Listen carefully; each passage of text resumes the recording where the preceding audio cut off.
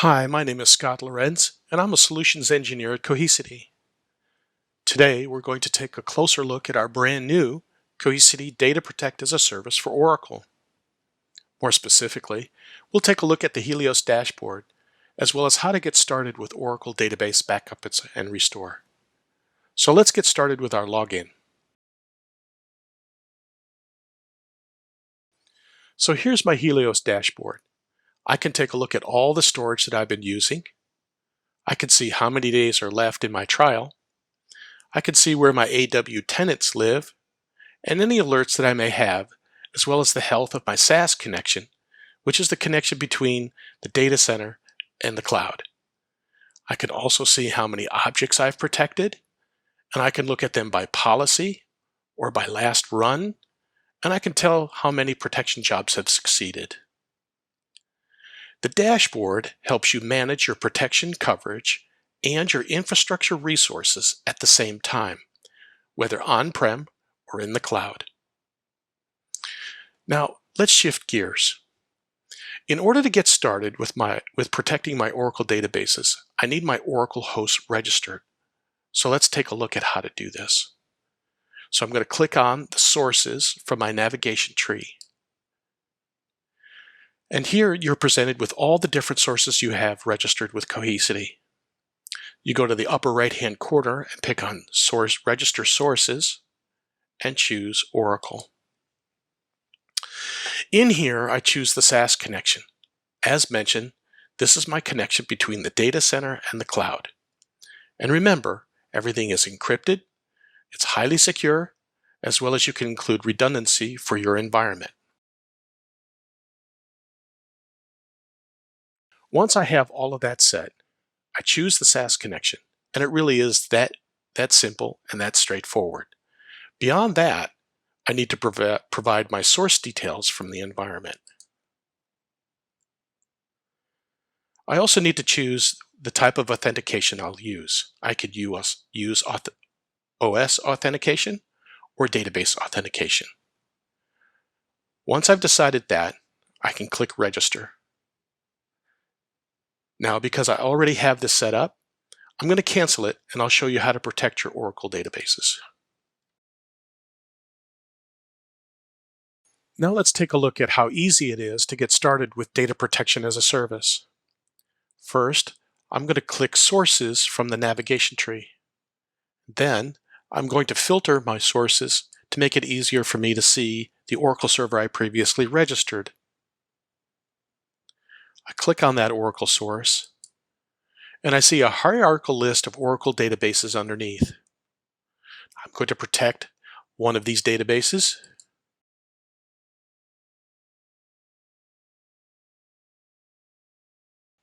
Now that I've chosen the database, I'm going to choose a policy. A policy automates my database backups. It contains a group of settings that determines how and when the backup occurs.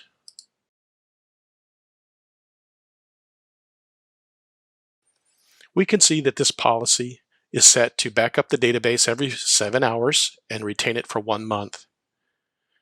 It's going to conduct a periodic full backup every week on Sunday, Wednesday, and Friday, and it's going to conduct log backups every 2 hours and retain those for 2 months. Once I set the policy for a protection group, all the Oracle sources assigned to that protection job will conveniently be managed the same way. Now that I have created a protection job for my Oracle databases, I can add other Oracle sources or change the policy and settings. In this way, all my Oracle sources in the protection job will be managed the same way. Now that I'm satisfied with my policy, I click Save and I can continue to configure my protection job. Now let's talk about data management for a moment. Policy-based backups make data management easy. For example, let's say there are 400 databases assigned to this protection job, and I want to change the frequency of the log backups from 1 hour to every 15 minutes.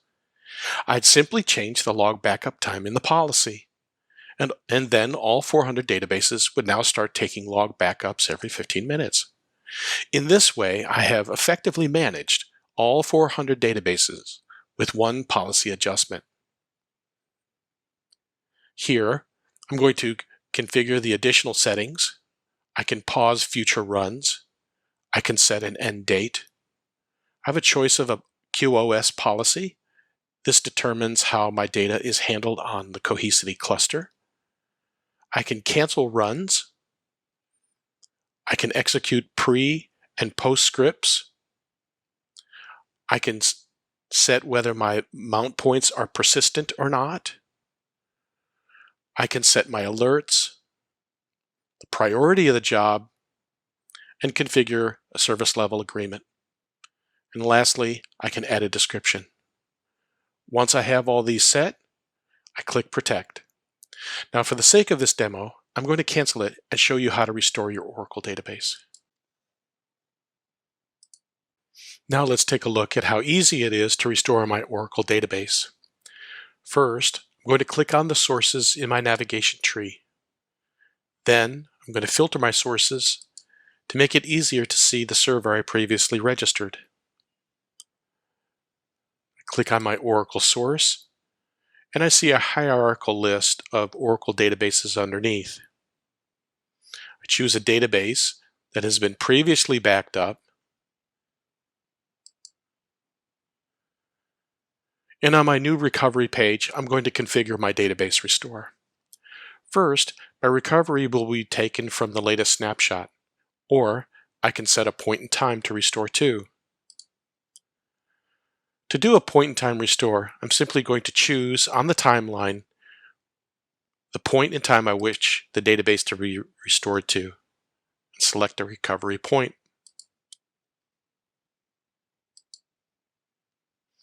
Next, I choose the target to which I want to restore the database to.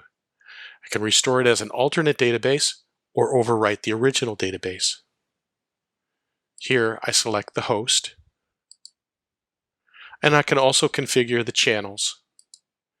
If this is a rack configuration, the system will automatically pick the active node to restore to, or I can select the node and the number of channels. I need to specify where the database files will reside, provide the Oracle home, base directory, and give the target database a name.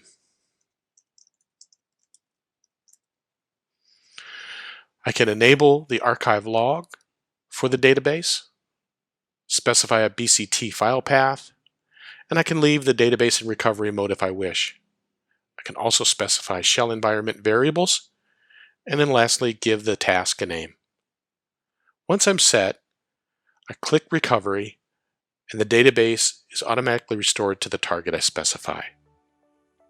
Now you can see how easy it is to protect it and restore an Oracle database with our Protection as a Service.